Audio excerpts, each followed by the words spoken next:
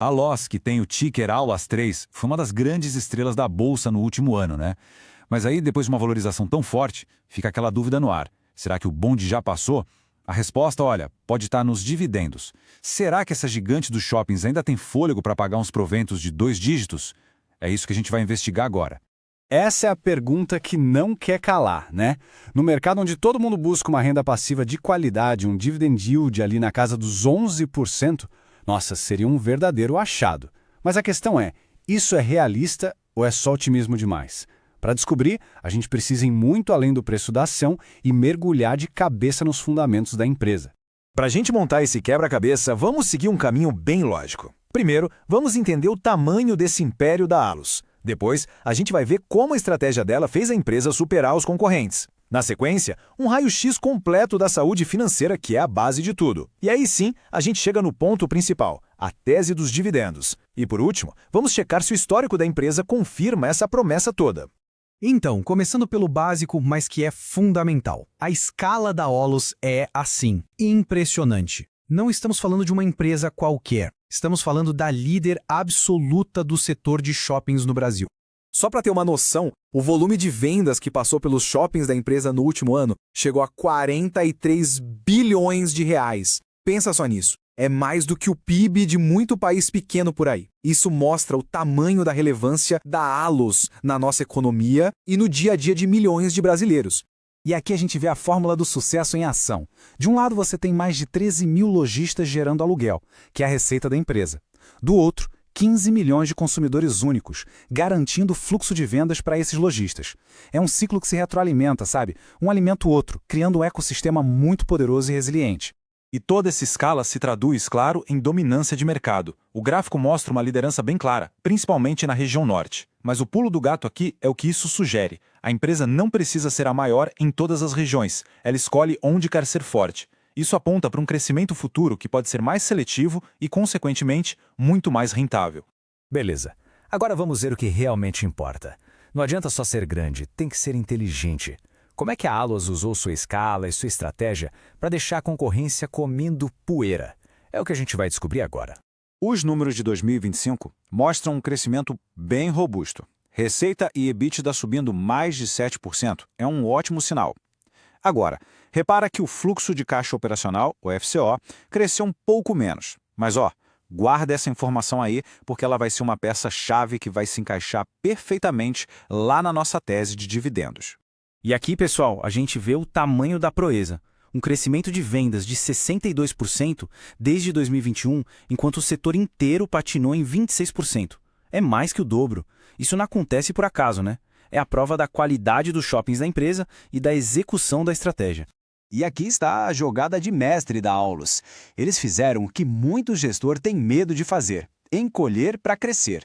Reduziram o número de shoppings, venderam os ativos que não eram tão bons e focaram nos melhores. O resultado é como podar uma árvore. Ela volta com muito mais força. O market share aumentou. É a prova de que no mundo dos investimentos, qualidade vale muito mais que quantidade. Ok, uma estratégia genial precisa de uma base financeira forte para se sustentar, certo? Então, bora fazer um check-up completo na saúde financeira da Allos. É aqui que a gente separa as boas oportunidades das ciladas. O balanço da empresa parece uma fortaleza. A alavancagem de 1,7 vezes é super confortável. E aqui vem um detalhe que faz toda a diferença. 98% da dívida está atrelada ao CDI. Na prática, isso quer dizer que cada vez que o Banco Central corta a Selic, a despesa financeira da Allos cai e o lucro aumenta. É um baita vento a favor. E dá uma olhada nesse cronograma aqui. A empresa tem uma verdadeira avenida livre pela frente. Quase nada de dívida para pagar em 2026 e 2027. Isso libera uma quantidade enorme de caixa. E adivinha para onde pode ir esse caixa que não vai para os bancos? Exato, para o bolso do acionista. Guarda bem essa informação também. E para fechar essa parte com chave de ouro, temos um controle de custos aqui que é exemplar. Conseguir cortar 10% das despesas, já descontando a inflação, em 3 anos, é uma coisa impressionante. Mostra que a empresa tem uma cultura de eficiência muito forte. Olha, essa disciplina na gestão é um daqueles detalhes que fazem toda a diferença. E para ter acesso a mais análises aprofundadas como esta, que mergulham fundo na estratégia das empresas, considere se inscrever no canal. Isso ajuda muito a gente a continuar produzindo este tipo de conteúdo. E por falar em mergulhar fundo, uma das melhores formas de investir com mais segurança é através do conhecimento. Não tem jeito. Para quem está nessa busca por uma base sólida, eu deixei aqui embaixo na descrição uma lista de livros que são essenciais para quem quer dominar o mercado de capitais. Com o conhecimento em dia, a gente volta para o ponto central. Agora que já entendemos a escala, a estratégia e a solidez financeira da Allos, chegamos no X da questão. Como é que tudo isso se transforma em dividendos gordos no bolso do acionista? A tese aqui, ela se apoia em 3 pilares muito fortes. Primeiro, a geração de caixa robusta que a gente já viu. Segundo, um volume menor de investimentos, o CAPEX, o que libera mais dinheiro. E terceiro, aquele fator que a gente acabou de ver, a baixíssima necessidade de pagar dívidas no curto prazo. Juntando tudo isso, a gente tem a tempestade perfeita para a distribuição de proventos. E aí, quando a gente junta todas essas peças, o caixa forte, menos investimentos e pouca dívida para pagar, a gente chega na projeção que todo mundo esperava. A estimativa é de uma distribuição média de 29 centavos por ação todo mês. No preço atual da ação, isso se traduz no yield potencial de 11%. E veja bem, esse número não é um chute não. Ele é a consequência matemática de toda a estratégia que a gente acabou de analisar. Uma promessa de dividendos futuros é ótima, mas ela ganha muito mais peso quando tem um histórico por trás, né?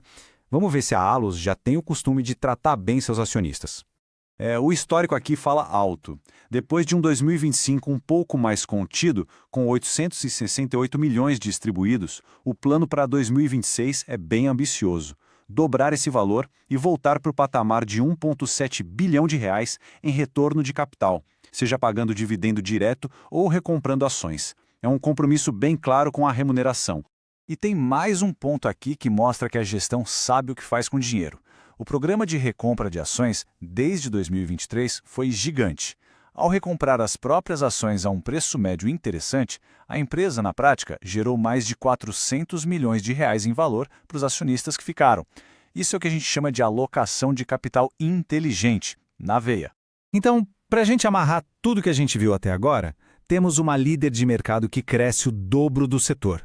Uma empresa com as finanças arrumadinhas, dívida sob controle e ainda se beneficiando da queda de juros. E o mais importante, aquela combinação rara de geração de caixa forte, poucos investimentos obrigatórios e quase nenhuma dívida para pagar no curto prazo. É essa equação que abre a porta para um potencial de dividendos na casa dos 2 dígitos. Bom, pessoal, é isso. Chegamos ao fim desse mergulho profundo na tese da Allos. Agora fica a pergunta: quais foram os pontos dessa análise que mais chamaram a atenção? O que mais se destacou na tese de investimento? O debate enriquece todo mundo, então compartilhem as percepções aí nos comentários. E claro, para mais análises como esta, é só se inscrever no canal.